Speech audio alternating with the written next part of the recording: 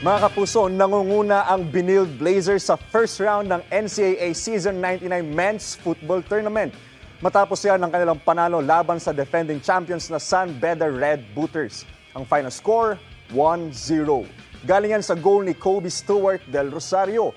Dahil sa kanilang panalo, may 2-0-1 win-loss draw record na ang Blazers.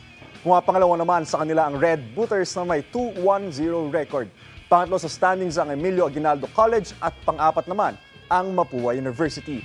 Sa Huwebes, February 29, magsisimula ang second round ng tournament. Kapuso, para laging una ka sa mga balita, bisitahin at mag-subscribe sa GMA Integrated News sa YouTube. Sa mga kapuso abroad, samahan nyo kami sa GMA Pinoy TV at sa www.gmanews.tv.